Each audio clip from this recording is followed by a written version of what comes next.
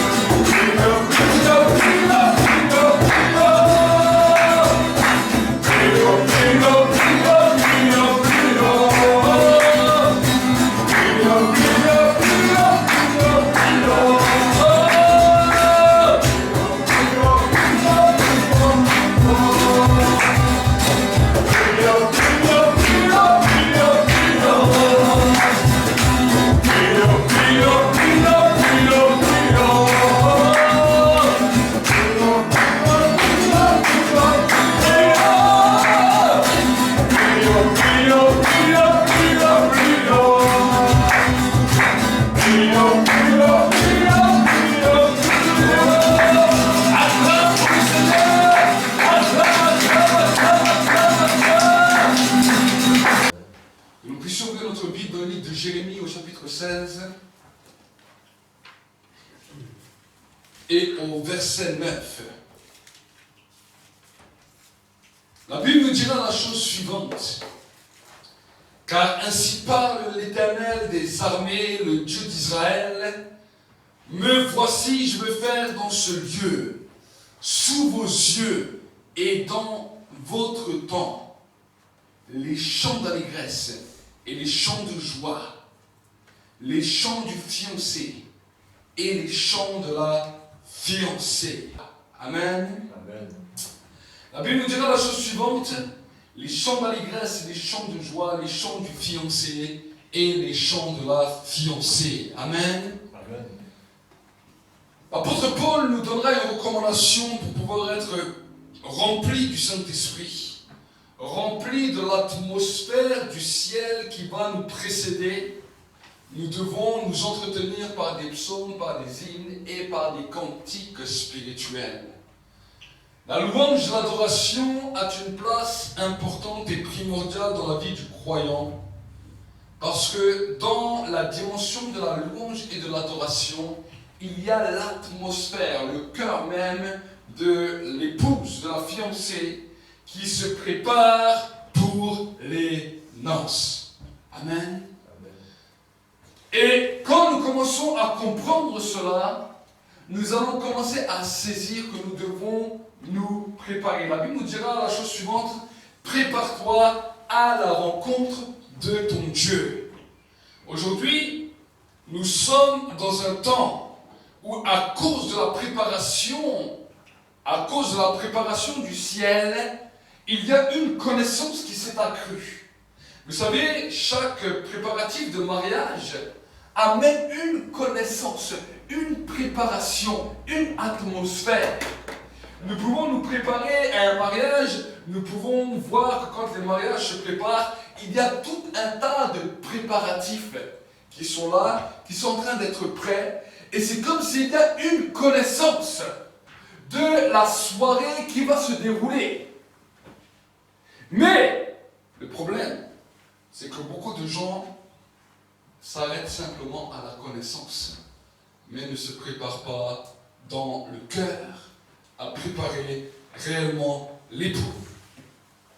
Voilà pourquoi dans ces derniers temps, nous voyons que la connaissance est en train de s'accroître.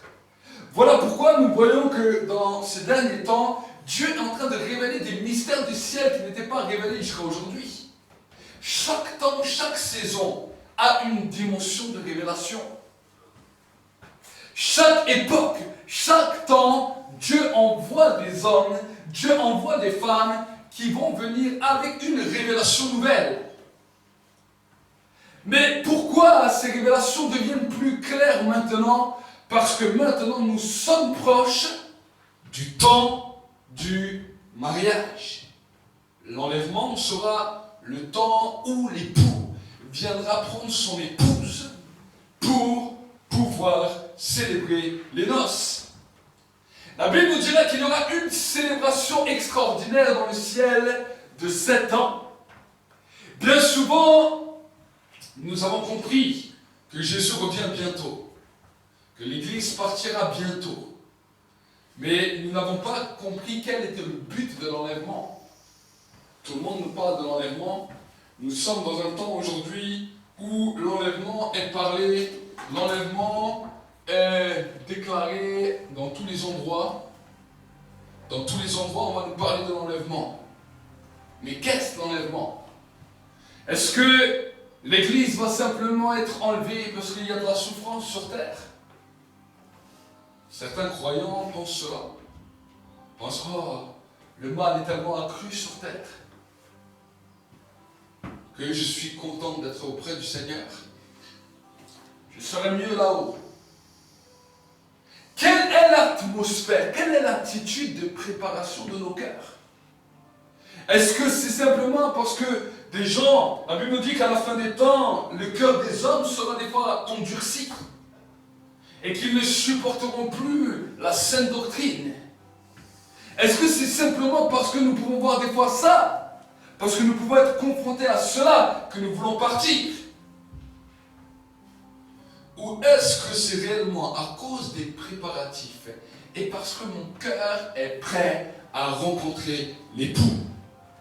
Vous savez, ici, dans notre temps, dans notre société, et déjà de tout temps, les croyants étaient confrontés à cela. Dans le début de l'Église primitive, certains soupiraient à l'enlèvement à cause de la persécution. Dans le temps de l'Église, à travers tous les temps, à travers tous les âges, chaque génération soupirait à l'enlèvement à cause de quelque chose de bien défini. Mais je crains que malheureusement, nous ne nous préparons pas dans les bonnes dispositions. Vous savez, dans la compréhension et dans la connaissance du monde spirituel, nous pouvons tous ressentir que Jésus revient bientôt. Et c'est un message qui est clair dans le monde spirituel. Même les puissants des ténèbres le savent, que le Messie va bientôt venir. Partout dans le monde entier, même la terre, sait qu'un événement est proche de se produire. Voilà pourquoi tant d'événements sont en train de se produire sur la surface de la terre. Le monde occulte présage quelque chose parce qu'ils savent que quelque chose dans le monde va être sur le point d'arriver. Tout le monde sait que quelque chose va se passer, même les non-croyants savent que quelque chose va arriver sans connaître toi. Mais nous qui sommes enfants de Dieu, qui venons dans la maison de Dieu, qui venons à l'église, savons que ce qui va arriver, c'est le Christ qui va venir. Et le pire, c'est que même certaines religions qui ne croient pas au Christ comme Dieu, savent qu'il va bientôt venir. Les musulmans savent que Jésus va bientôt revenir, sans pourtant y croire. C'est quelque chose qui est marqué dans le temps. C'est quelque chose qui est marqué dans notre génération. C'est quelque chose qui est marqué dans les cœurs et dans les vies, parce que c'est une parole prophétique qui est sur le point de s'accomplir. On voit tout ce qui est en train de se passer en Israël et à travers le monde. La parole prophétique est en train de s'accomplir à la lettre. Mais maintenant, le problème qui se passe, c'est quand il y a une révélation, une information dans le monde spirituel, il y a aussi la désinformation. Dans chaque information, vous allez voir qu'il y a une désinformation où on va essayer de démonter ça. C'est ce qui se passe dans notre monde. À cause de la chute de l'homme, c'est ce qui s'est passé. Depuis la chute de l'homme, une information, le diable est venu pour désinformer ça. Regardez, quand Adam et Ève étaient dans le jardin, il y avait une information qu'un seul arbre dans le jardin pouvait couper l'homme, pouvait faire chuter l'homme, pouvait faire mourir l'homme. C'était une information que Dieu avait donnée. L'information était juste en soi. Mais le diable est venu pour désinformer ça. Qu'est-ce qu'on appelle ça, la désinformation? Ça veut dire qu'il prend une information qui est vraie et il la tourne d'une autre manière pour que la personne ne voit plus quel est réellement le but qu'il doit atteindre. Et nous sommes dans ce temps où ce message-là, qui est une information dans le monde spirituel, est donné. Je pense que dans les 3/4 des églises au monde, on nous parle du retour de Jésus. Surtout maintenant, dans ces temps. Regardez sur Internet. Tous les prédicateurs sont d'accord qu'il y a une information qui a été donnée dans le monde spirituel, qu'ils soient pasteurs, prophètes, apôtres, docteurs, évangélistes, qu'il y a une information qui est donnée dans le monde spirituel, que Jésus revient bientôt. Que Jésus revient bientôt. Et de cela, alors certains utilisent cela pour amener la peur aux gens, d'autres utilisent cela pour dire avec tout genre de messages. Préparez-vous, la fin du monde est bientôt là. Et plein de messages apocalyptiques pour essayer de faire raisonner les personnes. Et nous voyons là des hommes, des femmes malheureusement qui sont là, qui entendent ces messages. Certains sont touchés par la peur. Il y a un mouvement dans lequel les gens s'attachent à un message. Je ne dis même pas à Dieu, je parle à un message. Parce qu'aujourd'hui, un mouvement de peur fait que des gens s'attachent à un message. S'attacher à Dieu et s'attacher à un message sont deux choses différentes. Vous pouvez vous attacher à un message par peur. Aujourd'hui, beaucoup de gens ont la peur de ne pas aller au ciel. Beaucoup de croyants, nés de nouveau, ont peur de passer à côté. Donc ils prient, ils viennent à l'église, mais ne sont pas attachés à Dieu, sont attachés à un message. Sont attachés à une saison, sont attachés à une situation, sont attachés à une circonstance. Mais le cœur ne se prépare pas. Pourquoi je vous dis cela? Allez voir des fiancés, des personnes qui sont sur le point de se marier. Je doute fort, ça peut arriver, mais je doute fort que la mariée se prépare parce qu'elle a peur du mariage. C'est vrai, c'est pas vrai. Je n'ai jamais vu une mariée qui se prépare par peur de louper son mariage. Qui se prépare parce qu'elle se dit, ah, si je ne me prépare pas, je ne me marie pas. Quelle est la mariée qui se prépare de peur de ne pas être mariée? Je n'ai jamais vu aucune mariée comme ça. Généralement, les mariés se préparent parce qu'ils désirent ce mariage. Ils le veulent. Ils le désirent du fond du cœur. C'est à cause de cela qu'ils se marient. On ne se marie pas par peur de ne pas se marier. Ou alors les personnes qui passent un âge de 50 ans, 60 ans, qui n'ont jamais été mariées, peut-être qu'ils vont se marier par peur de ne pas se marier. Oui. Mais l'atmosphère, l'origine du mariage ne doit pas être faite par peur, mais doit se faire par amour. Amen. Voilà pourquoi quand vous lirez le livre de Corinthiens, 1 Corinthiens chapitre 13, et ça, on a besoin de comprendre cela. Regardez, c'est l'apôtre Paul qui parlera. Bien sûr, il y a plusieurs symboles dans ce verset. Mais regardez ce qu'il nous dira. Quand je parlerai les langues des hommes et des anges, si je n'ai pas l'amour, je suis du bronze qui résonne ou une cymbale qui retentit. Et quand j'aurai le don de la prophétie, la science de tous les mystères, ce qu'on vient de parler, et toute la connaissance, quand j'aurai même toute la foi jusqu'à transporter les montagnes, si je n'ai pas l'amour, je ne suis rien. Et quand je distribuerai tous mes biens pour la nourriture des pauvres, quand je livrerai même mon corps pour être brûlé, si je n'ai pas l'amour, cela ne me sert à rien. L'amour est patient, l'amour est serviable, il n'est point envieux. L'amour ne se vante pas et il ne s'enfle pas d'orgueil. Il ne fait rien de malhonnête, il ne cherche pas son intérêt, il ne s'irrite pas, il ne médite pas le mal, il ne se réjouit pas de l'injustice, mais il se réjouit de la vérité. Il pardonne tout, il croit tout, il espère tout, il supporte tout. L'amour ne succombe jamais, que ce soit les prophéties, elles seront abolies, les langues, elles cesseront. La connaissance, elle sera abolie. Car c'est partiellement que nous connaissons, c'est partiellement que nous prophétisons. Mais quand ce qui est parfait sera venu, ce qui est partiel sera aboli. Lorsque j'étais enfant, je parlais comme un enfant, je pensais comme un enfant, je raisonnais comme un enfant. Lorsque je suis devenu homme, j'ai aboli ce qui était de l'enfant. Aujourd'hui, nous voyons au moyen d'un miroir d'une manière confuse. Mais alors, nous verrons face à face. Aujourd'hui, je connais partiellement. Mais alors, je connaîtrai comme j'étais connu. Maintenant donc, ces trois choses demeurent, la foi, l'espérance et l'amour. Mais le plus grand, c'est l'amour.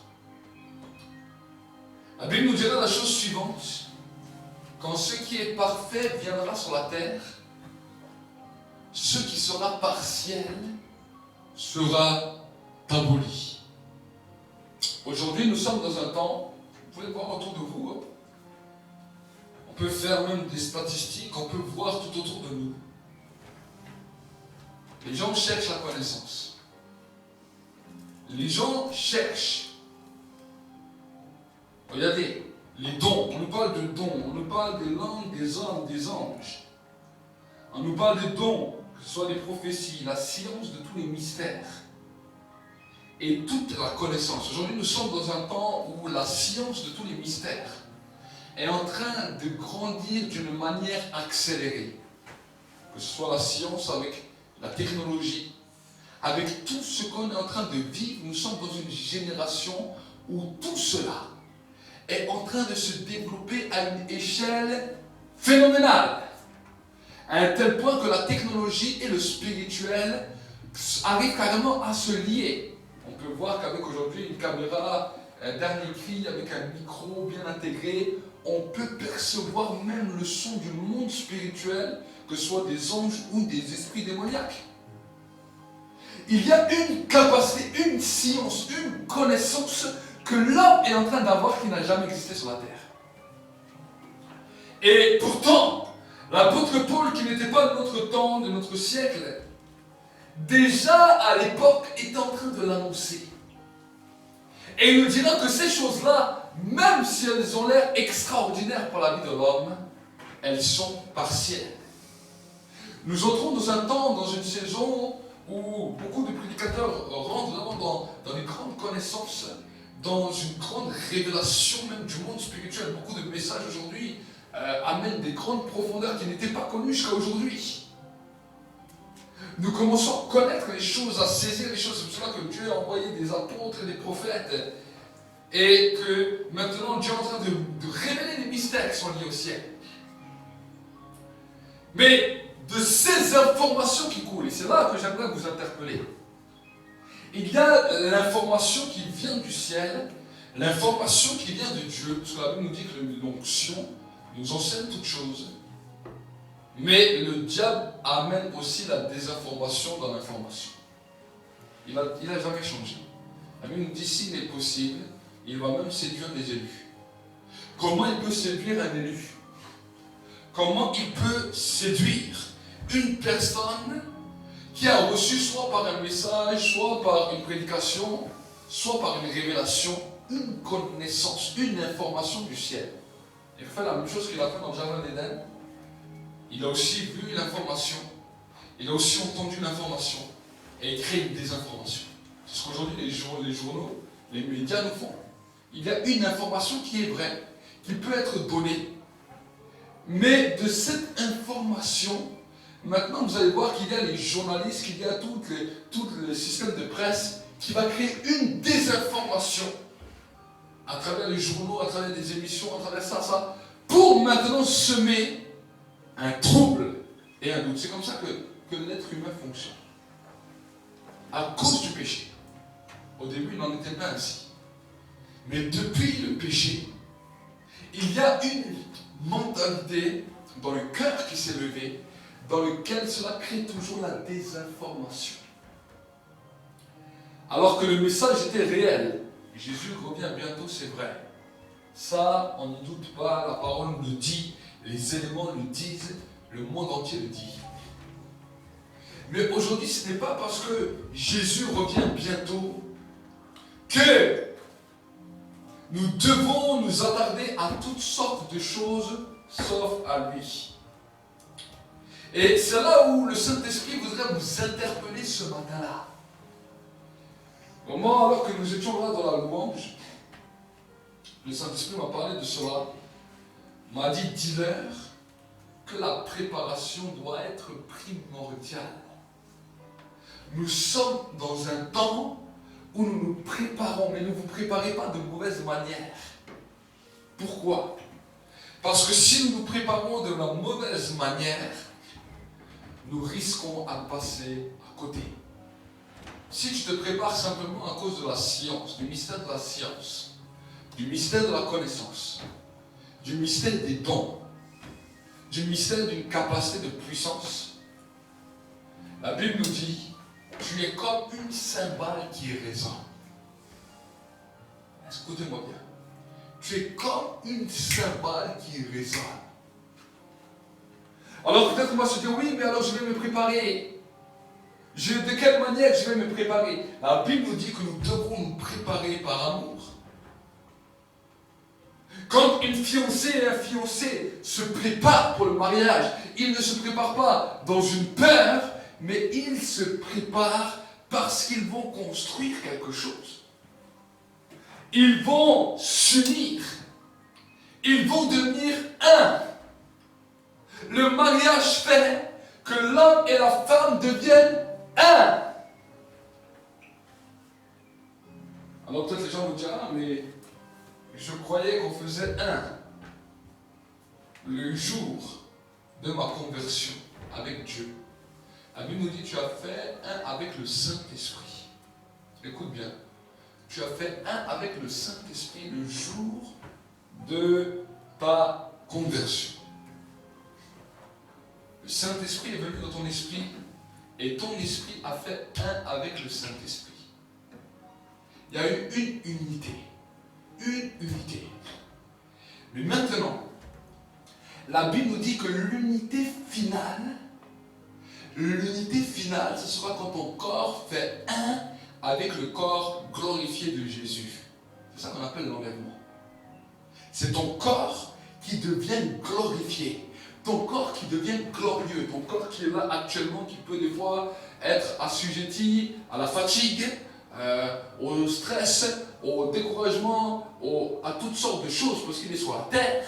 Ce corps-là connaîtra un temps glorieux, deviendra un avec le corps de Jésus-Christ le jour de l'enlèvement. Ce qu'on appelle le mariage. Amen. Alors, peut-être que les gens vont dire, oui, mais c'est bien. Mais maintenant, qu'est-ce que je peux encore faire sur la terre? Vous savez, Dieu nous a créés avec un corps, une âme et un esprit. Et c'est là où j'aimerais venir avec vous. L'esprit a fait un avec nous le jour de notre engagement pour nous amener dans la mentalité de la préparation, pour la mentalité. La Bible nous dit que le Saint-Esprit vient nous aider dans nos faiblesses. Vous savez, quand un fiancé, une fiancée se donne un vœu, il y a d'abord une mentalité qui s'unit. Avant que le corps s'unisse, il y a d'abord une mentalité. C'est pour cela que la Bible nous dit, voici maintenant trois choses demeurent, la foi, l'espérance et l'amour. La Bible nous dira que Christ en nous est l'espérance de la gloire. Quand on parle de Christ, on nous parle de l'esprit de Christ, du Saint-Esprit en nous qui est l'espérance de la gloire. On parle de préparatif, on parle de préparation. Ensuite, il nous dira la foi. Qu'est-ce que c'est la foi? La foi, c'est ce que notre âme a besoin pour pouvoir rester dans cette dimension, pour pouvoir être connecté toujours avec le Saint-Esprit. La Bible nous dira dans le livre de Hébreux 11, Hébreux chapitre 11, verset 6, « Or, sans la foi, il est impossible de lui plaire. Celui qui s'approche de Dieu doit croire qu'il existe et qu'il est le rémunérateur de ceux qui le cherchent. » Deuxième niveau, ton âme. Ton âme. Ton âme doit travailler cela. Voilà pourquoi le psalmiste David disait, mon âme bénit l'Éternel et n'oublie aucun de ses bienfaits. Le travail de l'adoration et de la louange se situe au niveau de l'âme. Pourquoi? Pourquoi? Pour que l'amour soit toujours activé. Pourquoi? Parce que si l'amour a disparu,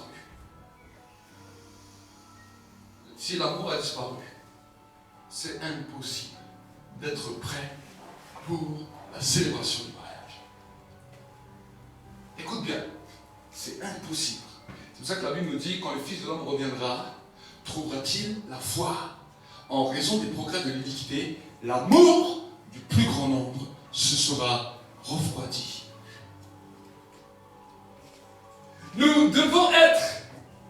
Et nous devons nous maintenir dans la dimension de l'amour. Qu'est-ce que c'est l'amour? L'amour pour qui? L'amour pour quoi? L'amour pour où? L'amour pour le Christ.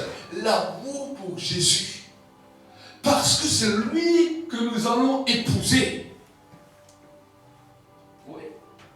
C'est lui que nous allons épouser. Et quand nous continuons à comprendre cela, nous allons voir dans l'Apocalypse chapitre 22. C'est un verset que j'aime beaucoup. Apocalypse chapitre 22. C'est le dernier livre, le dernier.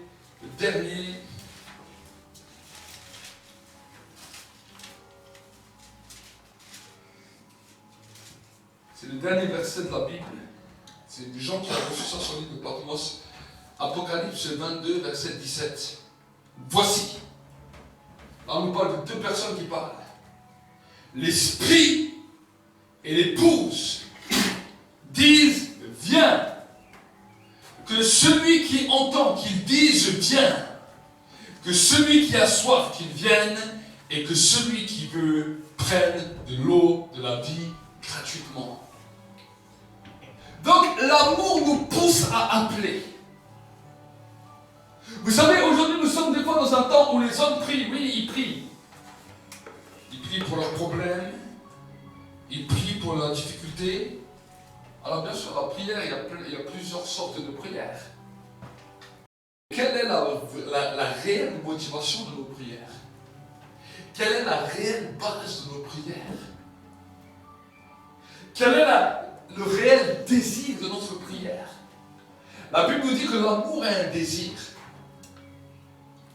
Et l'amour a un désir poussé par l'esprit qui impacte l'épouse, dans lequel un message sort. Oui, il y a un message dans le monde spirituel qui est donné au monde entier, dans lequel Jésus revient. Et maintenant, ce message est là, clairement. Mais la réelle information, ce n'est pas à la dimension du message qui vient du monde spirituel. La réelle information, c'est qu'est-ce que l'esprit et l'épouse disent. C'est ça la réelle information. C'est ça l'information qui fait demeurer les hommes. C'est ça l'information qui fait que les hommes demeurent. La Bible nous dira, et ça c'est important, parce qu'aujourd'hui, simplement dire Jésus revient ne fait pas d'une personne qui dit simplement Jésus revient une personne prophétique. Ah oui. Tout le monde sait que Jésus revient. Le diable aussi le sait. Les démons aussi le savent. Tout le monde sait que Jésus revient. Mais la Bible nous demande de pouvoir analyser. La Bible nous demande de pouvoir maintenant mettre à l'épreuve. Comment pouvons-nous aujourd'hui mettre à l'épreuve les paroles qui sont données à travers le monde? Parce qu'aujourd'hui, nous n'avons pas un prédicateur, ni deux, ni trois, ni quatre. Il y a des centaines et des centaines, des milliers de prédicateurs à travers le monde, à travers tous les langages, qui nous donnent un message parce que Jésus revient. Et si simplement on commence à écouter à tout vent, malheureusement, on va être éparpillé. Et on risque de se perdre.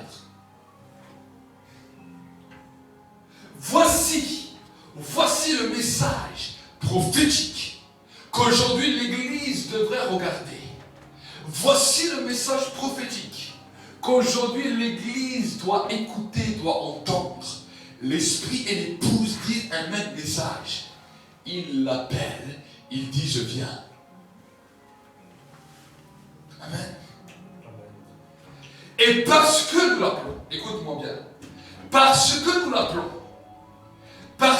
l'appelons, le Saint-Esprit va nous propulser dans la sanctification.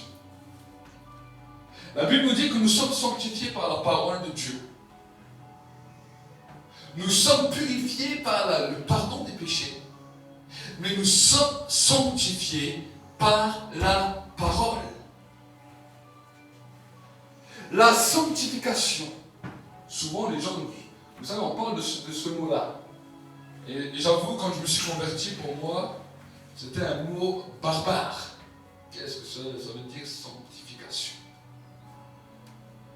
sanctification, pouvoir être saint, pouvoir être mis à côté. Vous savez, chez le peuple juif, la manière qu'il travaillait dans la sanctification, et je l'ai déjà expliqué à l'église, c'est à chaque Shabbat ou à chaque fête, à chaque situation, quand ils veulent sanctifier le nom de Dieu, ils prennent une coupe de vin, qu'ils montent comme ça en l'air. Ensuite, ils le regardent dans l'intérieur. Pourquoi? Parce que le vin est le symbole des choses qui détruisent la terre. Est le symbole des choses qui viennent pour détruire l'homme. L'alcool est normalement censé détruire l'homme. Mais eux, ils regardent cela. Et la manière qu'ils ont de sanctifier le nom de Dieu, c'est de regarder ça et en regardant cela, déclarer qu'ils sont au-dessus de ce vin, au-dessus de ce poison qui détruit. Et quelque part, c'est un acte prophétique. Pourquoi? Parce que le vin qui est le symbole du sang de l'homme qui a détruit l'humanité. Quand ils font comme ça, ils ne savent même pas qu'en fait, ils sont en train de déclarer qu'à cause de Dieu, à cause du nom de Dieu, ils sont supérieurs aux choses qui les détruisaient à travers leur sang. Voilà pourquoi Jésus est venu dans une chair semblable à la nôtre et son sang a coulé. Et quand nous-mêmes nous sanctifions le nom de Dieu, quand nous entrons dans la sanctification, à cause de la parole, à cause de Jésus qui est venu sur terre, la Bible nous dit que nous avons reçu l'autorité. L'autorité contre toutes les puissances des ténèbres, l'autorité de nous défaire de toutes sortes de péchés. C'est ça qu'on appelle la sanctification. La sanctification, c'est une autorité, une capacité que tu as reçue de Dieu pour te défaire du péché à cause de l'amour qui est plus grand en toi. Oui. Si nous essayons simplement de changer nos vies pour calmer nos consciences, c'est une mission impossible.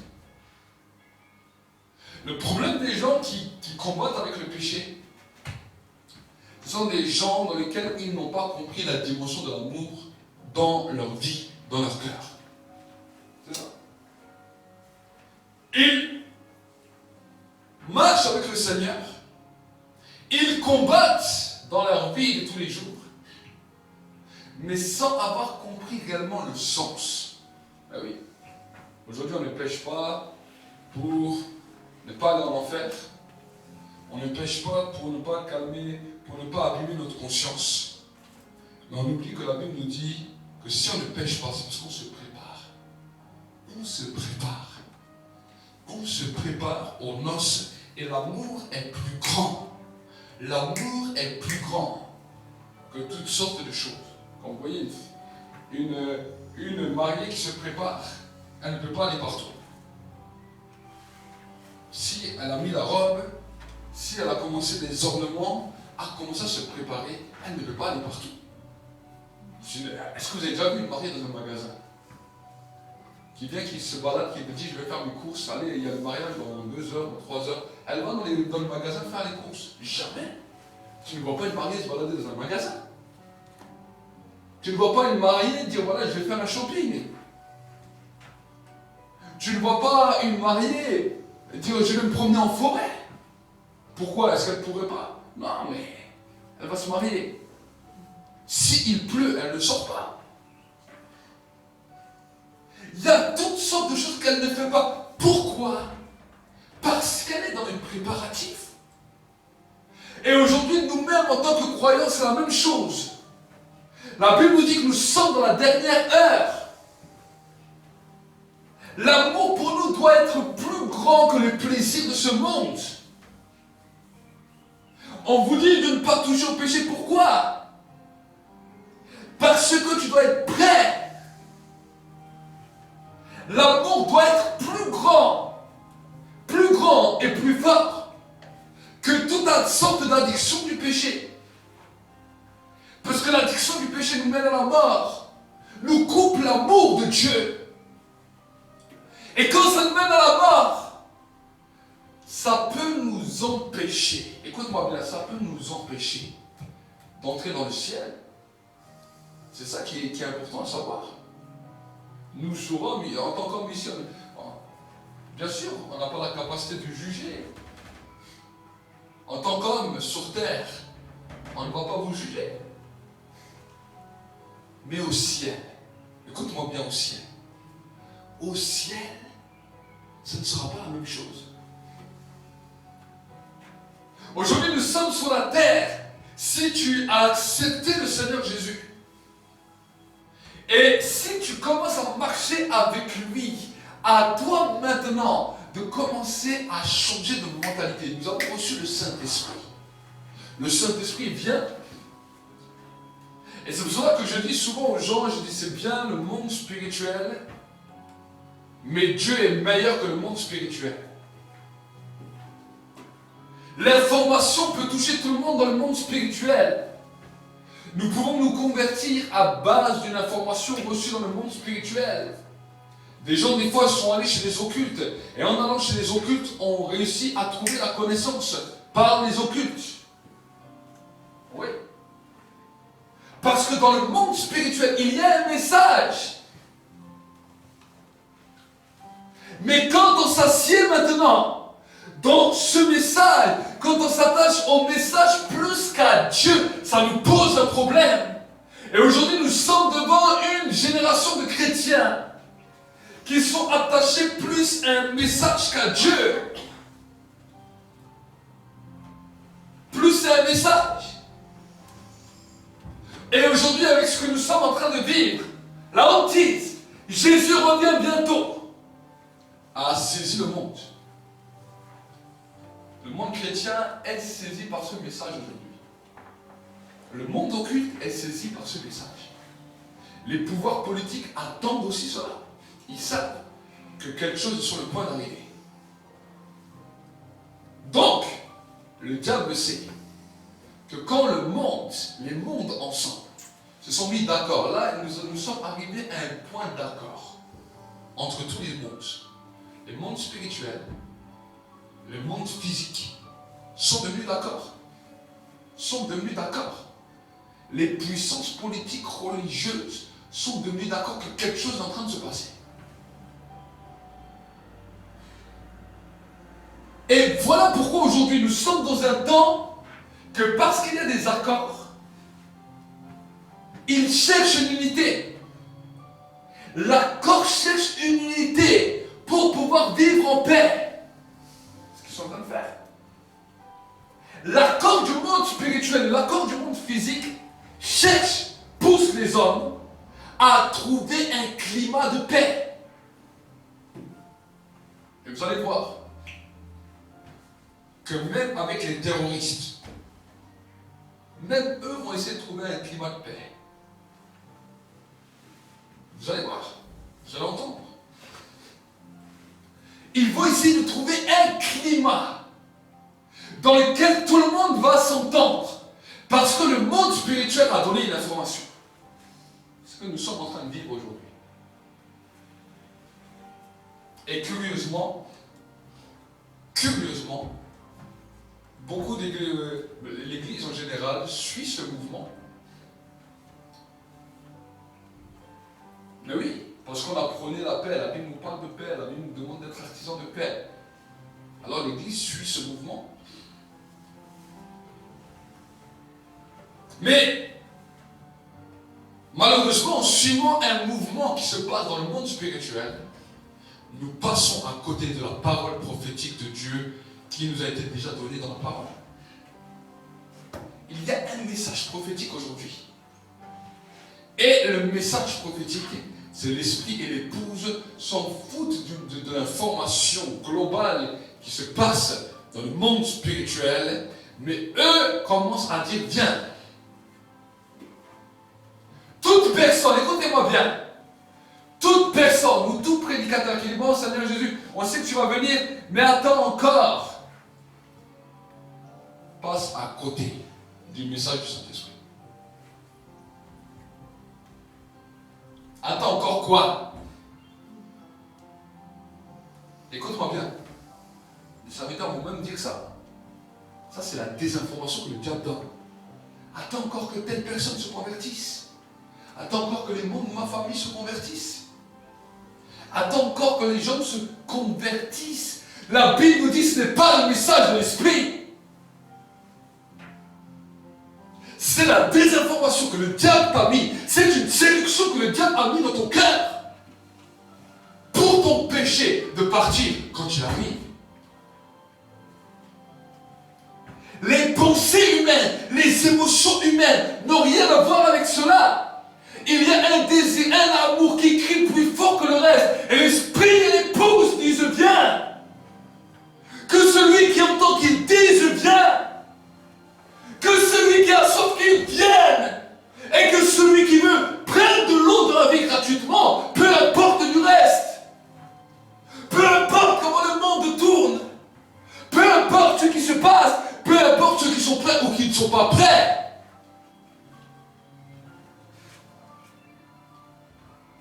C'est ça. La Bible nous dit, quand le Fils de l'homme sera élevé, j'attirerai de la terre tous les hommes vers moi. Aujourd'hui, l'Église ne l'a pas élevé.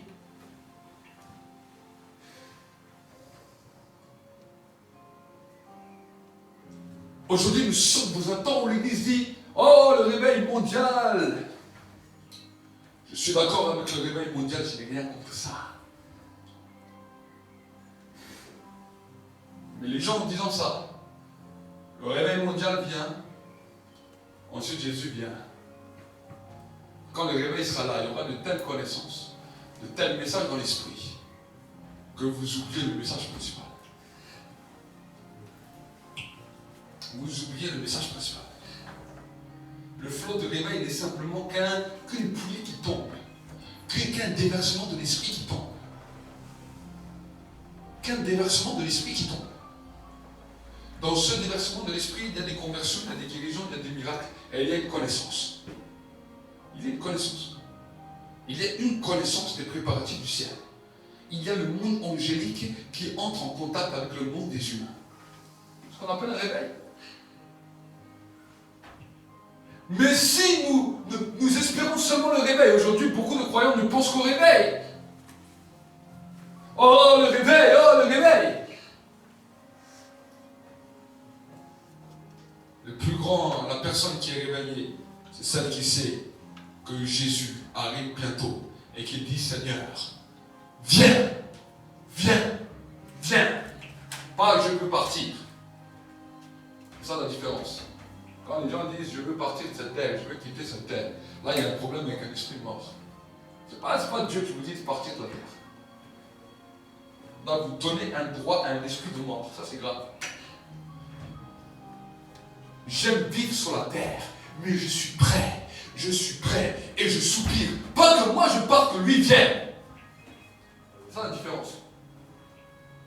Entre le message de l'esprit et un esprit de mort, le message de l'esprit, c'est je suis heureux sur la terre. Je me réjouis sur la terre, mais je suis heureux qu'il vienne me rejoindre.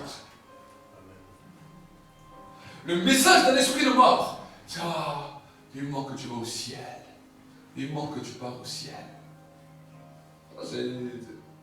T'as affaire avec un esprit de mort, pas le Saint-Esprit. Le Saint-Esprit ne vient pas nous mettre dans notre cœur le désir de partir de cette terre. Le Saint-Esprit nous donne la joie parce que nous sommes sur cette terre, mais nous donne un amour tellement grand pour le Christ que nous sommes impatients qu'il vienne. Et parce que nous sommes impatients qu'il vienne, voici que les passions, voici que les désirs, voici que le péché s'arrête.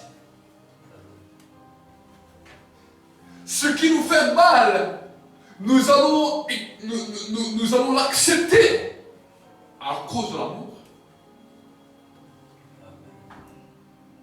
Si nous commençons à comprendre ce message, nous serons un peuple prophétique. Si nous ne comprenons pas ce message, nous allons être un peuple qui a compris un message du monde de l'esprit. Mais la désinformation va nous séduire et va nous faire passer à côté. Attention à la désinformation. Attention à la séduction de l'ennemi.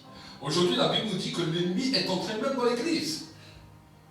Est entré dans l'église. A séduit même les élus. On nous parle d'élus. D'un peuple qui a été choisi, un peuple qui a été élu, un peuple qui a accepté le Christ, un peuple qui a reconnu le premier message de l'évangile, qui appelle l'homme à la repentance à cause du royaume de Dieu. Ce désir de voir le royaume de Dieu qui vient habiter en nous par le Saint-Esprit, qui se manifeste à travers nous, à travers notre foi, vient maintenant vient entrer en contact avec le monde visible et le monde invisible. Mais maintenant, il y a une désinformation que le diable est en train de faire. Une unité du monde visible et du monde invisible. Pour que même les croyants sachent que non, c'est marrant. C'est marrant, les non-croyants savent aussi que quelque chose va se passer. Le monde sait aussi que quelque chose va se passer. Le monde entier est en train d'attendre quelque chose. Ce n'est pas simplement la fin du coronavirus ou n'importe. Le monde est en train d'attendre quelque chose.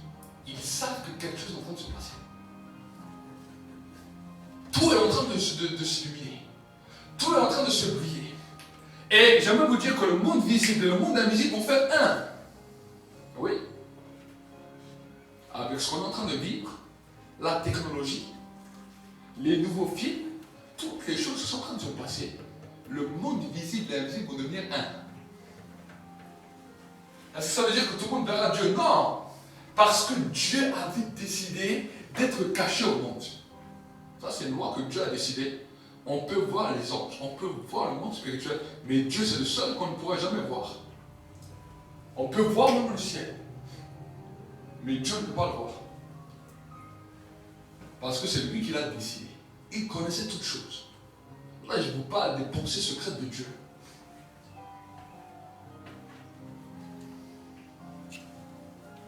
Quand nous commençons à comprendre cela, c'est là où ça devient dangereux. Les premiers chrétiens, l'Église primitive n'a pas connu ça. Il y avait aussi une dimension spirituelle, une dimension occulte qui était là. Mais les premiers chrétiens n'ont pas connu ça, n'ont pas connu le temps que nous vivons aujourd'hui. Et déjà, la Bible nous dit que de leur temps, il y avait déjà une séduction. Déjà, de leur temps, le diable a commencé à séduire. Mais la Bible nous montre que l'apôtre Jean, alors qu'il était sur l'île de Patmos, a commencé à voir. Et Dieu lui a donné un message prophétique qui allait perdurer à travers le temps. Et nous sommes maintenant plus proches maintenant de ce temps-là dans lequel l'Église doit commencer à comprendre quelle est la réelle préparation qu'il doit faire. Le monde spirituel et le monde visible sont en train de s'unir. C'est ça qu'on appellera, quand on vous parlera de paix, quand on vous parlera de paix, une ruine soudaine tombera. Qu'est-ce que c'est la ruine? De quelle ruine parle-t-on? Certains vont dire oui, mais c'est la ruine économique. C'est pas de la ruine économique. Parce que l'économie, de tout temps, elle s'est levée, elle s'est abaissée. De toute époque, de toute saison, des peuples ont eu une monnaie qui était haute après basse. Il y a quelques siècles en arrière, c'était l'Égypte qui était en haut. Après, c'était Babylone. Après, c'était Rome, en Europe. Aujourd'hui, c'est la Chine.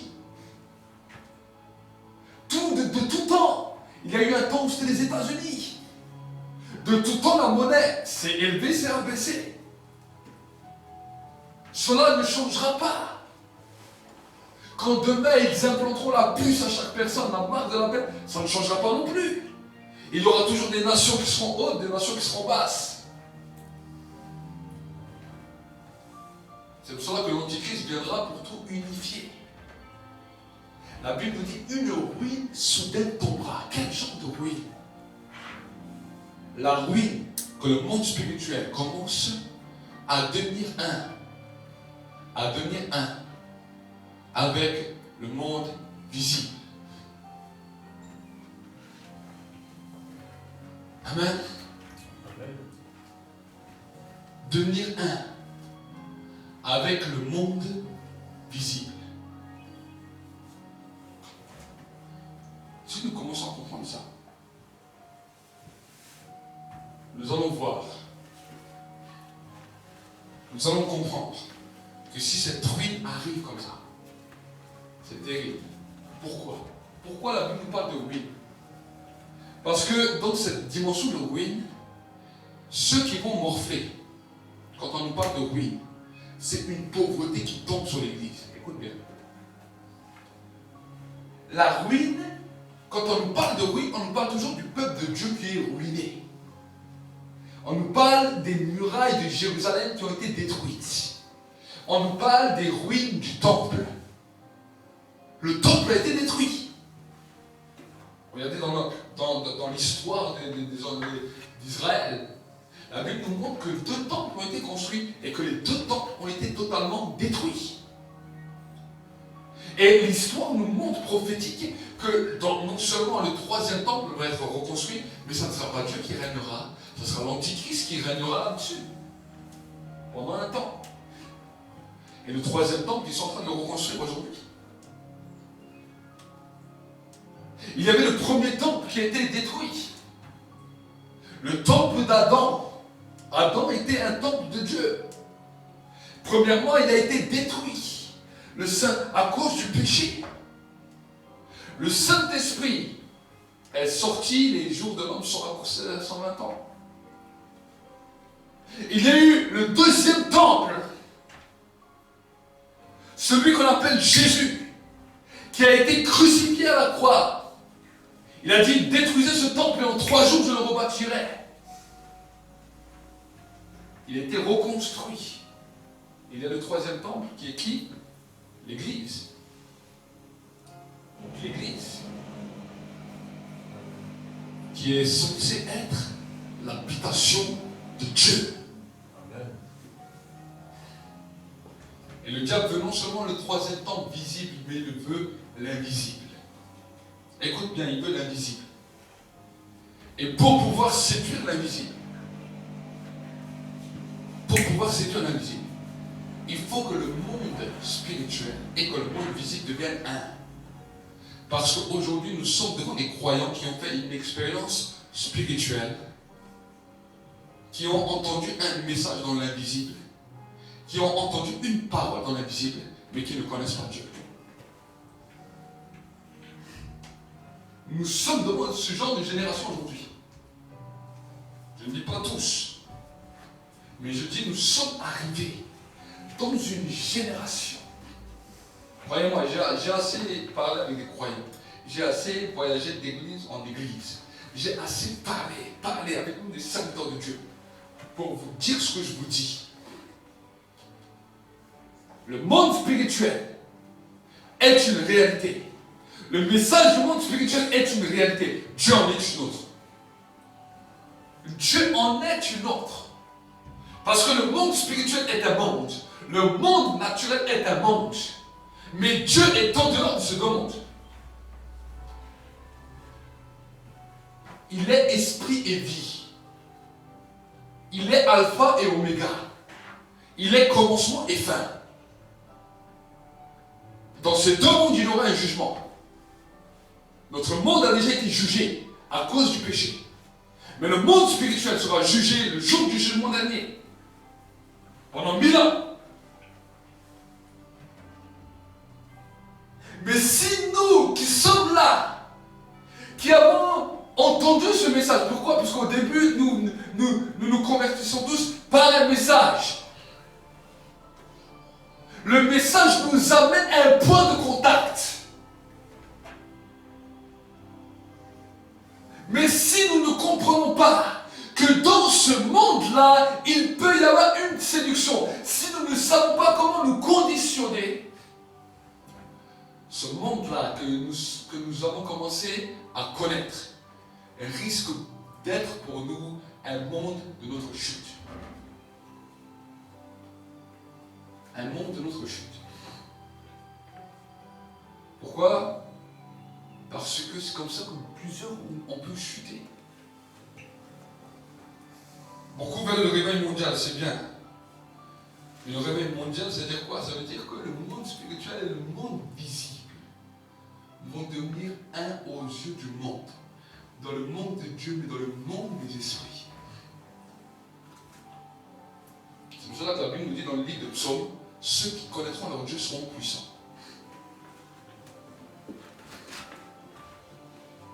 Parce que des connaissances viendront de partout. On a vu ça déjà dans tous les différents réveils qui ont commencé. Il y a eu des réveils dans les 4 coins du monde qui ont soufflé. Certains ont duré plus longtemps, certains ont demeuré, certains ont diminué. Mais ce n'est pas pour autant que tout le monde a compris le message de Dieu. Aujourd'hui, nous sommes à la pointe de cela. Et en tant que prophète, je veux vous avertir. Je veux vous avertir, si vous ne savez pas comment diriger vos vies dans cette dimension, le monde de l'esprit va vous engloutir. Pourquoi?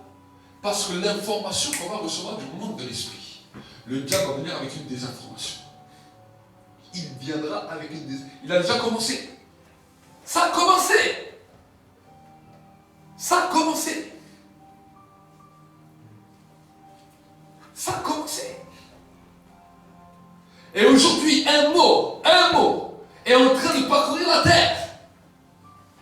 Dans le monde visible, dans le monde invisible, dans le monde chrétien, dans le monde païen, dans le monde des mécréants, dans le monde de ceux qui ont d'autres religions. Paix, paix, paix, paix.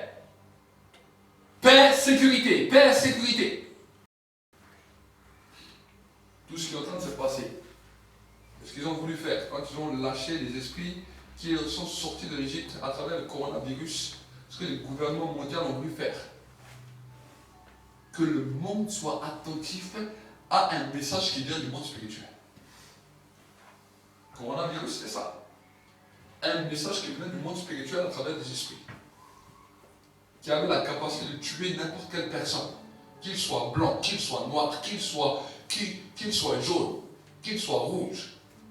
Peu importe sa couleur de peau. Une unité du monde visible et invisible. Nous montrer qu'on pouvait tous être défaillants de ça. C'était un message.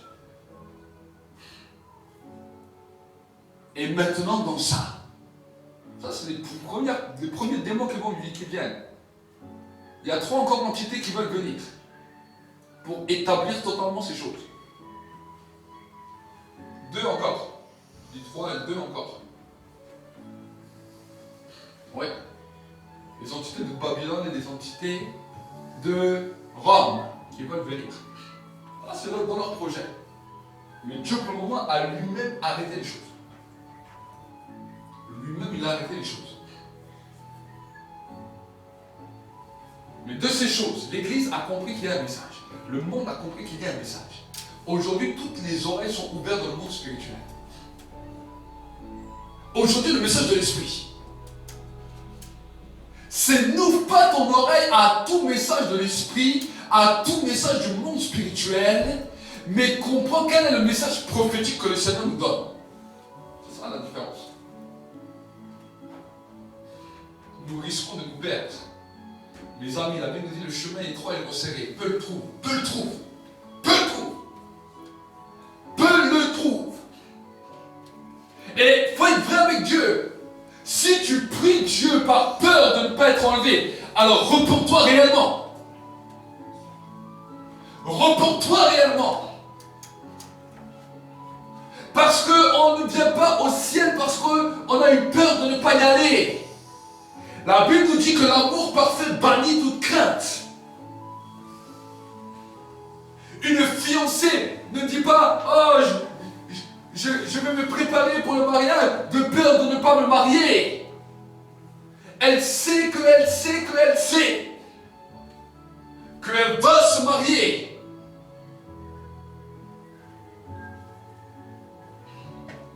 Est-ce que ça veut dire que parce que nous allons nous marier, nous n'allons pas nous préparer? Non! La Bible nous dit de travailler à votre salut avec crainte et tremblement. Si le péché a fait de place dans ta vie, Alors maintenant, débarrasse-toi du péché. Parce que la Bible nous dira que certaines personnes viendront en haut et ils seront en habit gris. Et le maître leur dira, mais qui vous a permis d'entrer? Le péché salit votre robe. Vous êtes dans un préparatif, donc vous ne pouvez pas aller partout. Vous ne pouvez pas faire ce que vous voulez. Vous ne pouvez pas aller dans les magasins comme vous voulez. Vous êtes déjà en robe de mariée. Vous n'êtes pas encore parti, mais vous êtes sur le chemin où vous attendez l'époux. Et l'esprit et l'épouse disent viens. Que celui qui entend, la Bible nous dit que celui qui entend, qu'il dise viens. Je suis étonné aujourd'hui. Je suis étonné aujourd'hui d'entendre à travers le monde des hommes et des femmes qui disent oui, Jésus revient bientôt. Mais où est le message dans lequel l'Église dit viens? Non, j'entends, Seigneur, attends encore que celui se convertisse. Attends, cela, c'est déjà une séduction commencée. Nous ne prions pas de cette manière. Nous ne prions pas de cette manière. Ça peut faire mal, ces paroles. Mais malheureusement, c'est ce qui amène la séduction. Comment? Si Jésus voudrait revenir aujourd'hui, et toi tu lui dis, mais reste encore un peu, attends. Il dit, bon, il n'est pas digne du royaume. Il préfère son père, ses frères, ses soeurs, ses amis, son pays, plus que moi, sa famille, plus que moi. Il n'est pas digne de moi.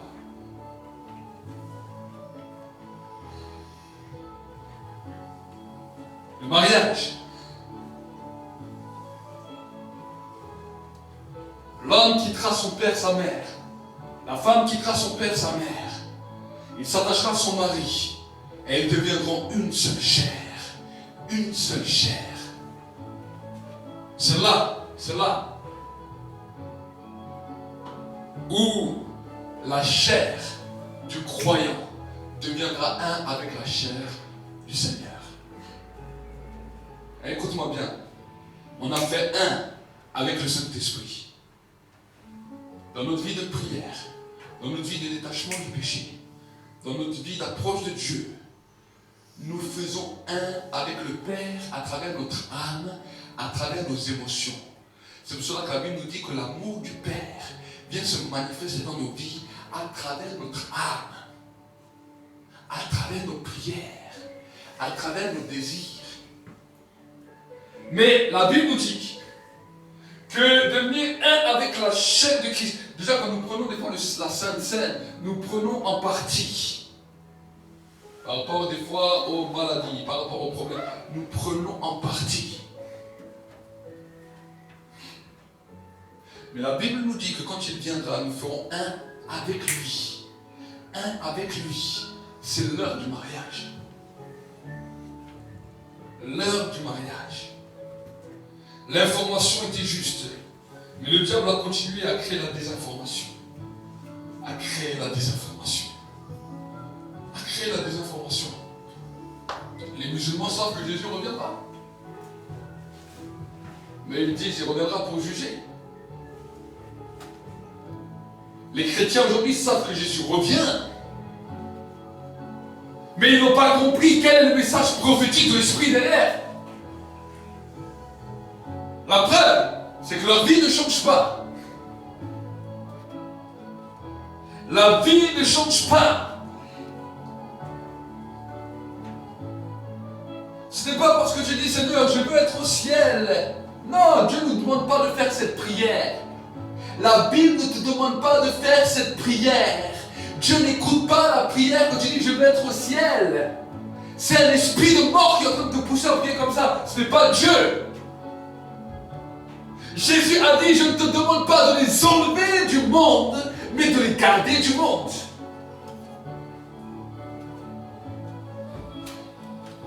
Mais la Bible nous dit que l'esprit et l'épouse disent viens. Viens. Viens. Je suis sur cette terre. Je peux voir ton règne. Mais je te demande viens.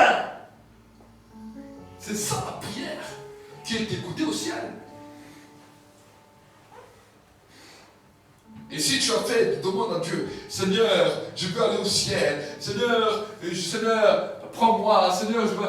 Repends-toi de cela. Repends-toi, ferme ces portes. Repends-toi. Tu as donné un droit à un esprit de mort dans le monde spirituel. Et cette mort est en train d'amener une destruction sur ta vie. Ça enlève toute la joie. Ça enlève tout. Et ça te laisse là.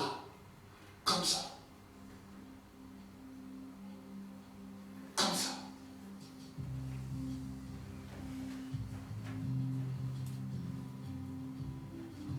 Aujourd'hui, on est dans un temps nouveau. On est dans un temps nouveau où le Seigneur veut te ramener. Le Seigneur veut te ramener. Le Seigneur veut te ramener dans la réalité. Le Seigneur veut t'amener dans la réalité.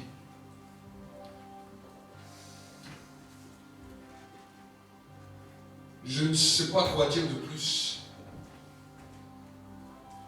face à un tel message. Nos cœurs devraient être alertés. Ton cœur devrait être alerté. Ta pensée, ta conscience devrait être alertée. Jésus a dit, je ne suis pas venu apporter la paix. Aujourd'hui, il y a un message du monde visible et du monde invisible qui est en train d'appeler la paix. Jésus dit, je ne suis jamais venu apporter la paix. Je ne suis pas venu apporter la paix. Je suis venu apporter l'épée. L'épée. L'épée. L'épée. Autant les gens peuvent acclamer à cause de l'onction par rapport à des guérisons, des miracles. Mais cette même onction, quand ils réforment les cœurs et qu'ils amènent les hommes à comprendre quelle est la pensée de Dieu, peut faire que les gens fuient, peut faire que les gens partent. Nous ne sommes pas là pour appeler la paix. Nous sommes là pour amener la parole, l'épée. Et aujourd'hui, nous ne sommes pas dans un temps où on dit « Seigneur, attends encore. » Non. Seigneur, viens. Les gens vont dire « Oui, mais si ça ne s'est pas encore réalisé, et si ceux-là ne se sont pas encore sauvés, tant pis, viens. »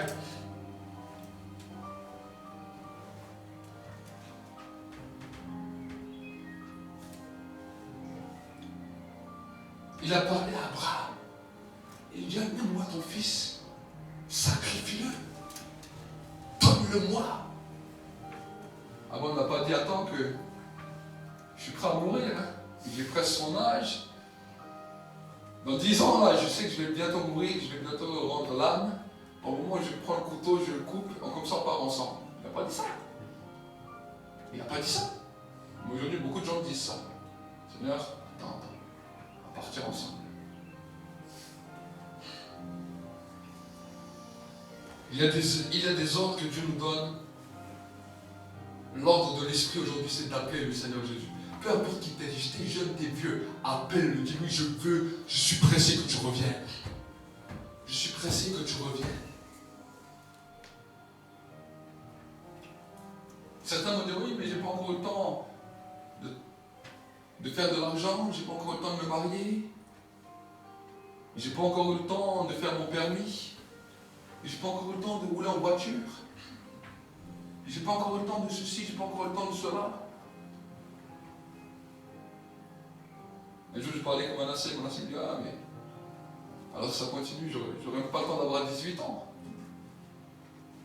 Il dit oui, alors si Jésus revient, peu importe, t'as 18 ans, t'as pas 18 ans, t'es avant, c'est pareil.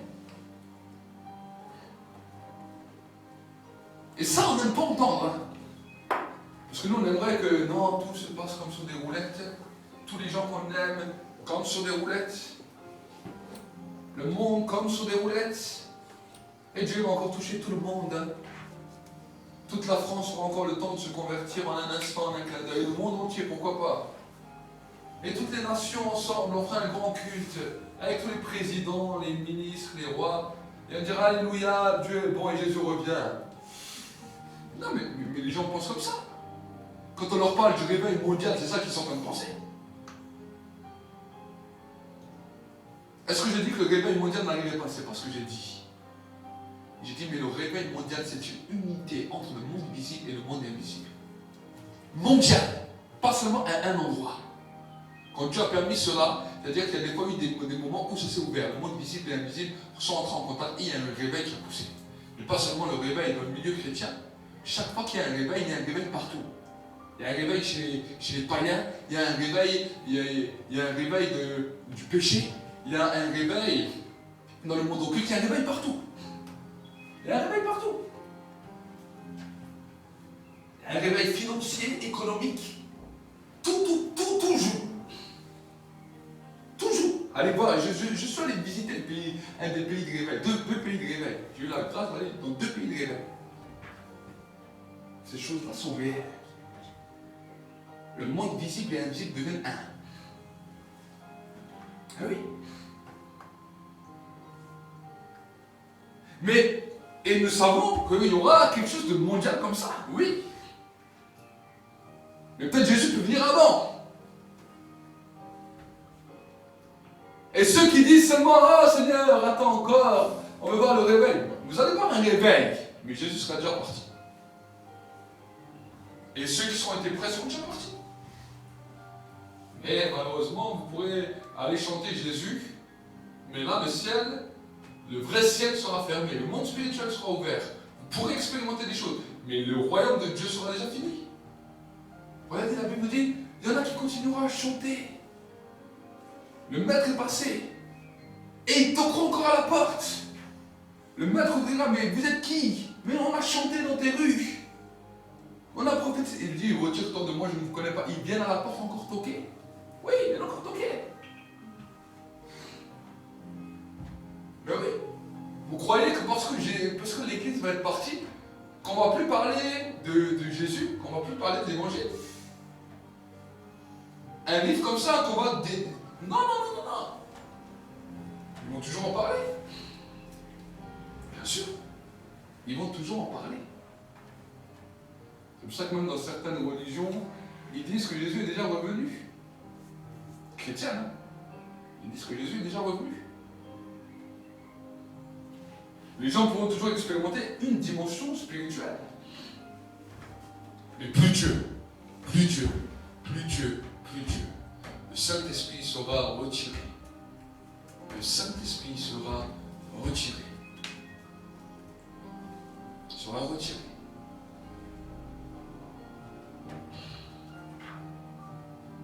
Donc à nous maintenant de savoir,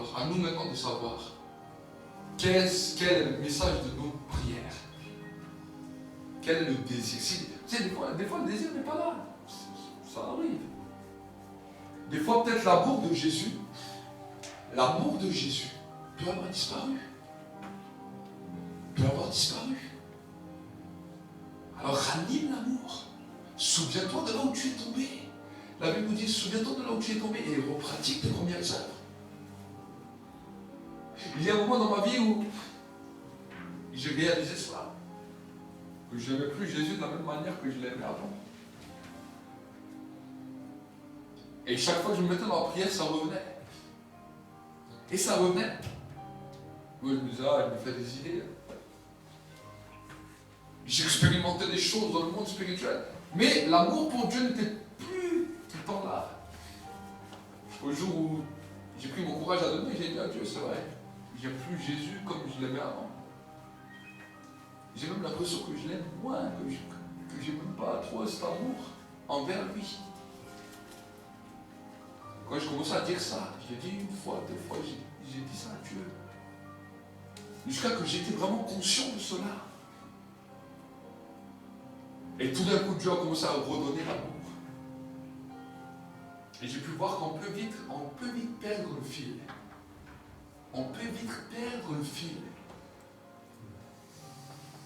Est-ce que ça veut dire qu'on n'a pas besoin de pécher? Non. Mais des fois, ça part vite. On ne fait pas attention, ça part vite. Et en plus, on grandit dans une connaissance, on grandit dans beaucoup de choses, Mais l'amour a déjà disparu. A disparu.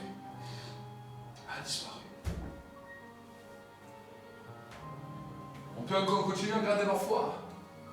On peut garder toujours les dons, la capacité, mais l'amour n'est plus là. Le pasteur Bénéi, à un moment, est passé par là aussi. Jusqu'à qu'il a dit après devant tout le monde. Et lui, ça a duré, il a dit des années. Les miracles étaient toujours là. L'onction était toujours là. Et l'amour pour le Christ.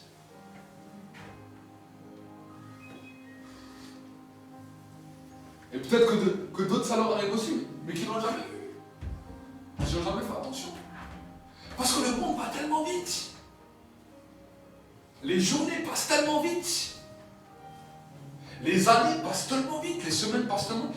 C'est pour ça que des fois, quand on prend un peu le temps pour vous prêcher, c'est pas pour vous embêter, c'est pas pour vous marteler la tête.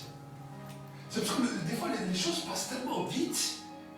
Et on entend message sur message sur message sur message. Des fois, on est touché, des fois, on pleure, des fois, on est touché, visité. C'est bien, super. C'est super. Les choses, les temps passent. Mais n'oubliez pas qu'il y a une élection un jour. L'élection. Mon désir, c'est que vous soyez tous acceptés dans cette élection. Imagine, tu arrives là-haut. Et on te dit, oui, mais dans ton cœur, tu me désirais. Mais c'est comme si tu me mettais en attente, parce que tu attendais que peut-être telle personne aussi me connaisse. Telle personne me connaisse. Telle personne me connaisse.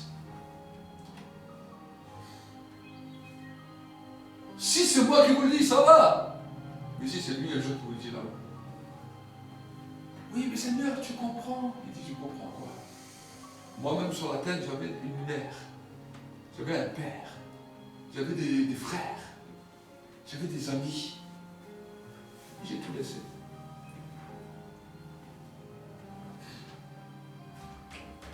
J'ai laissé. Pour vous. Pour vous, à cause du mariage. Ma famille ne voulait pas que je me marie avec vous. Mais moi, j'ai tout laissé. Regardez, la mère, les frères de Jésus, ils viennent me chercher, ils me prennent pour un fou à un moment. Il dit que c'est ma mère, que c'est mes frères, ceux qui veulent faire la volonté de mon père. Il a accepté à cause du mariage. Dans certains mariages, il y a un renoncement qui doit être obligatoire. En fonction de la culture, en fonction de ceci, en fonction de cela, en fonction des désirs familiaux. Il y a un fractionnement qui doit être obligatoire. Mais le mariage du ciel, c'est ça. C'est un fractionnement qui est obligatoire. Obligatoire. Pour les gagner, tu dois accepter cette clause. Si tu veux qu'ils sont gagnés à Christ, tu dois accepter cette clause. Si tu refuses cette clause, jamais ils ne viendront à Christ. C'est triste. Et toi-même, tu risques de te perdre. Parce que le contrat ne sera pas respecté jusqu'au bout. On a vu qu'il n'est pas dit du royaume de Dieu. Il y a beaucoup de... Vous savez, Jésus a parlé en parabole, il a expliqué plein de choses. J'ai souvent essayé de prendre ces paraboles pour essayer de faire comprendre. Parce que la pensée de Dieu n'est pas facile à comprendre pour l'homme. Le monde spirituel, un message du monde spirituel est facile à comprendre. Jésus revient bientôt, tout le monde comprend. Mais la pensée de Dieu est quelque chose de différent. Et pour comprendre la pensée de Dieu, en tant que prophète, c'est ça mon rôle, vous faire comprendre la pensée de Dieu. Pour que votre pensée puisse s'aligner, puisse se mettre, poser à la pensée de Dieu. Le renoncement fait mal. Le changement fait mal. Ça fait mal, ça doit faire mal. Mais de cette souffrance va naître l'élection. De cette souffrance va naître le miracle. Lâcher le péché fait mal. Mais de cette souffrance va naître quelque chose. Jésus a souffert à la croix pour nous montrer que pour lui se marier avec nous, pour lui se préparer aux noces était une souffrance jusqu'à la mort. Jusqu'à la mort. Jusqu'à la mort. Une des souffrances les plus atroces qu'il a vécues. Ce sont nos... C'est à cause de nous qu'il a pris ça. Ce sont nos péchés Souvent on comprend, on a entendu ça, hein. Ce sont nos péchés qu'il s'est chargé, ce sont nos infirmités, nos malédictions. Oui, il a pris ça, pourquoi? À cause du mariage. Mais toi, il te demande aussi. Toi, il te demande aussi. L'élection va se faire dans ton acceptation de ce qu'il te demande.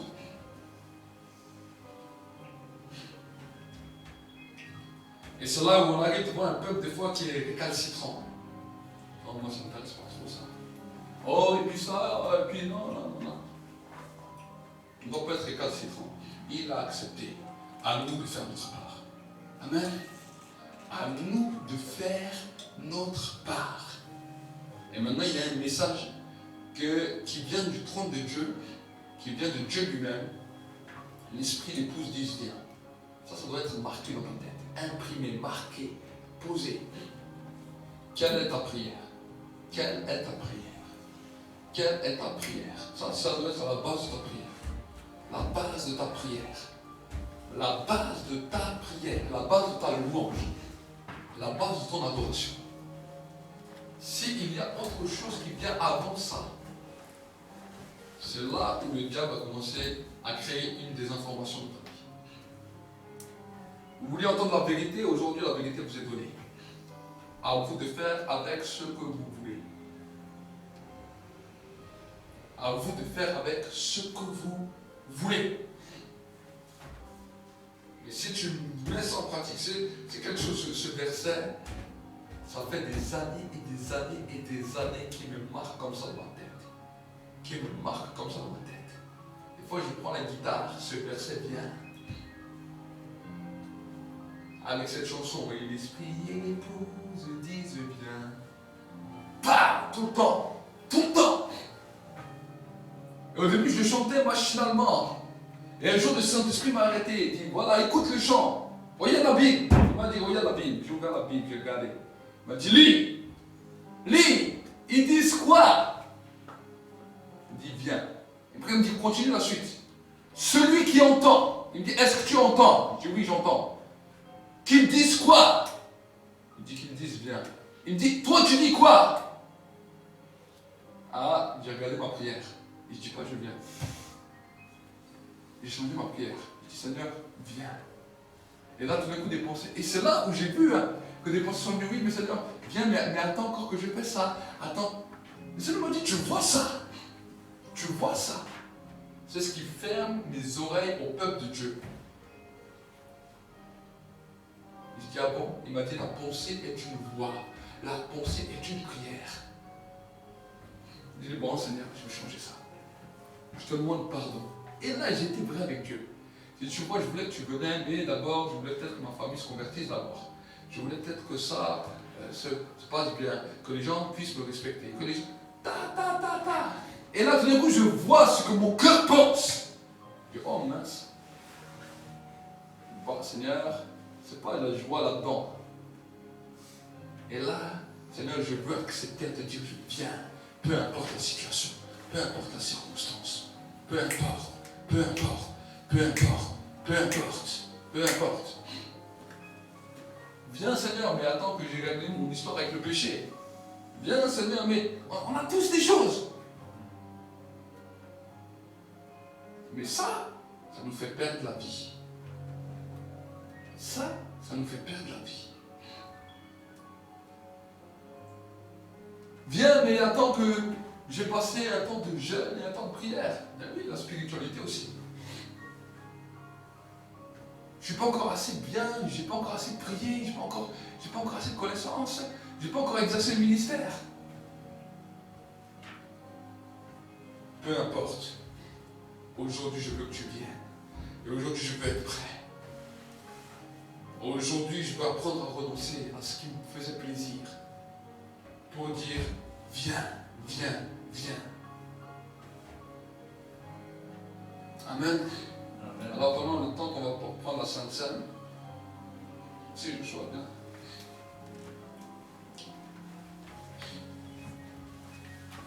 On va prier pour la Sainte Seine. Regardez ce que la Bible nous dira. Il me dira dans l'Apocalypse 22, verset 6. Il me dit, ces paroles sont certaines et vraies. le Seigneur, le Dieu des esprits des prophètes, a envoyé son ange pour montrer à ses serviteurs ce qui doit arriver bientôt. Voici, je viens bientôt. Heureux celui qui garde les paroles de la prophétie de ce livre. Le verset 10, il nous dira la chose suivante. Puis il me dit, ne ferme pas les sceaux, les paroles de la prophétie de ce livre, car le temps est proche. Que celui qui est injuste soit encore injuste, que celui qui est souillé se souille encore, et que le juste pratique encore la justice, et que celui qui est saint soit encore sanctifié. Voici, je viens bientôt et j'apporte avec moi ma rétribution pour rendre à chacun selon son œuvre. Je suis l'alpha et l'oméga, le premier et le dernier, le commencement et la fin. Voici maintenant le message qu'il donne à l'Église. Écoute bien ça, l'onction de Dieu est là. Heureux ceux qui lavent leurs robes, afin d'avoir droit à l'arbre de vie et d'entrer par les portes dans la ville. Maintenant, il continue et il nous dira, dehors les chiens. Les chiens, c'est les mécréants. Les chiens, c'est les non-croyants. Les magiciens, les débauchés, les meurtriers, les idolâtres et quiconque aime et pratique le mensonge. Moi, Jésus, j'ai envoyé mon ange pour vous attester ces choses dans les églises. Je suis le rejeton et la postérité de David, l'étoile brillante du matin. Et ensuite vient le message de l'esprit et de l'épouse. Le verset 17, il nous dira, l'esprit et l'épouse disent viens. Entends, disent viens, que celui qui a soif qu'il vienne, et que celui qui veut prenne de l'eau de la vie gratuitement. Amen. Merci Seigneur pour ce pain et ce vin que tu nous donnes. Bénis-le et purifie-le par ta présence Seigneur, et que vraiment que l'on puisse non espérer que tu attendes Seigneur pour nous chercher, mais que même si certaines choses qui ne sont pas accomplies Seigneur, tu puisses quand même venir nous chercher Seigneur, et que vraiment l'on puisse être saints Seigneur et non des chiens devant toi dans le nom de Jésus.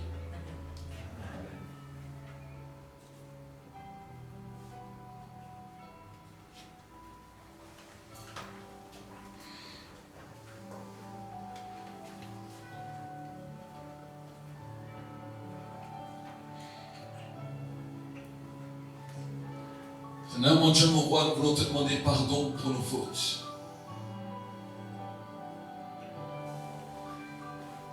Pour nos transgressions, pour nos manquements. Là où la séduction est venue dans nos cœurs, soit par la méchanceté, le mensonge, l'immoralité, le péché, et aussi là où la désinformation nous a séduits. Combien aujourd'hui, à travers le monde, la désinformation a commencé à toucher.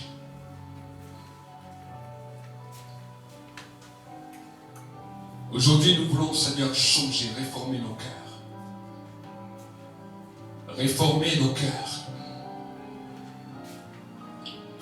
Réformer nos cœurs.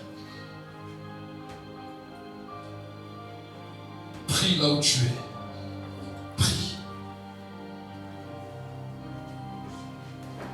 Il y a des fois des temps où il y a des moments de joie. Il y a des fois des moments où il y a des moments de réflexion. Mais aujourd'hui, j'aimerais te dire quel temps nous vivons dans le monde spirituel. Il y a un temps de deuil. Parce que le maître a été enlevé. Et le maître n'est plus là. Il arrive bientôt.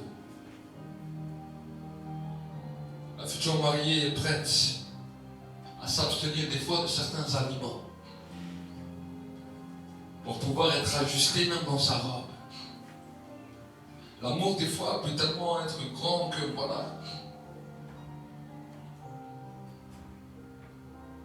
C'est un temps. C'est un temps. C'est un temps. Prie Dieu, prie Dieu. Prie Dieu. Il y a une atmosphère qui est là. Une atmosphère de changement.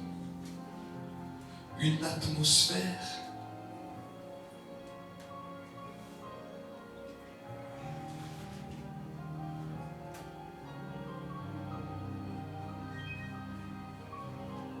Seigneur mon Dieu, mon roi, amène un temps de réforme dans les cœurs. Amène un temps de réforme dans les cœurs.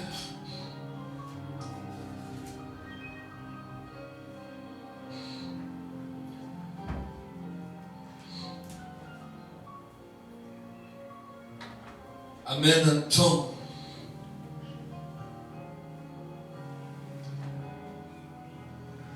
Amène un temps de changement.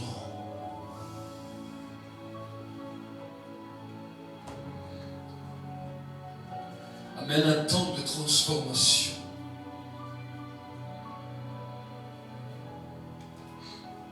Dans le livre des Cantiques, voici ce qu'il nous dira. Sur ma couche, pendant les nuits, j'ai cherché celui que mon cœur aime.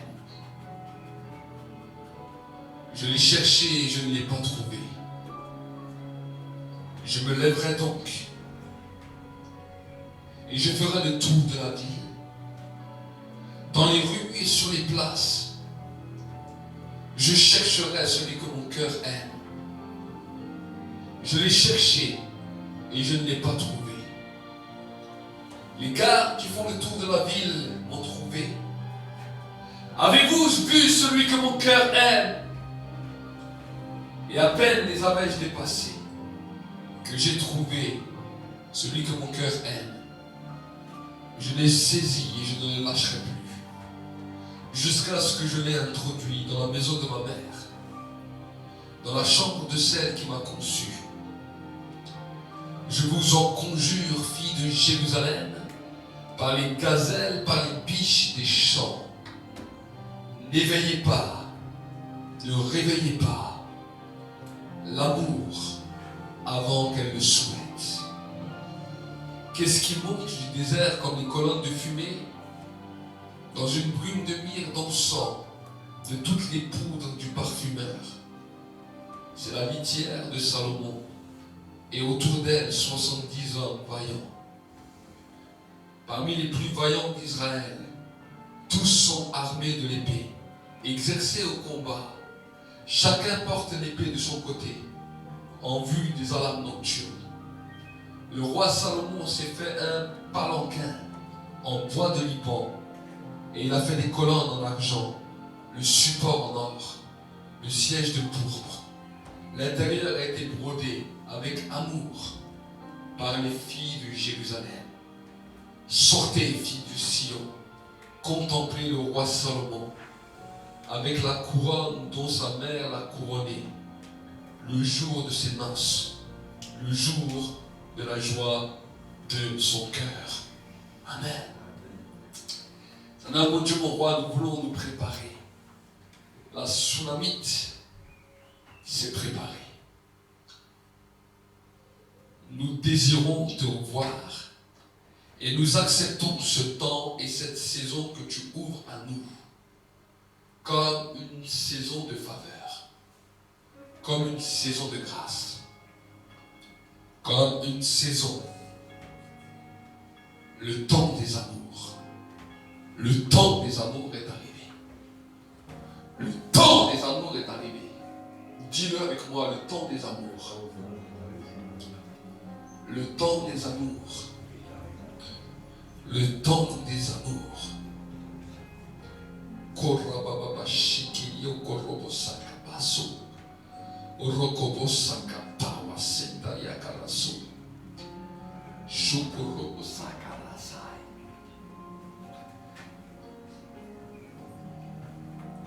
Au niveau de l'épouse aujourd'hui, il y a un timing qui est lancé sur la terre. Voici que les anges sont libérés pour cette saison. Le temps des amours. Le temps des amours. Le temps des amours. L'huile et le parfum de la préparation sont libérés pour ce temps. Sont libérés pour cette saison. Au nom de Jésus, nous te bénissons ton nom de grâce. Amen et Amen et Amen. Acclame pour le Seigneur et que Dieu te bénisse. Et Dieu va également commencer à te faire grandir dans différents niveaux spirituels. On va dire que tu dois toujours être bouillant pour Dieu, parce que il y a une chose que le diable attendra toujours, c'est que tu te refroidisses. Dans cette alliance avec Dieu, de toujours rechercher sa présence, rappeler le sacrifice de Jésus à la croix, parce qu'il n'est pas mort pour rien.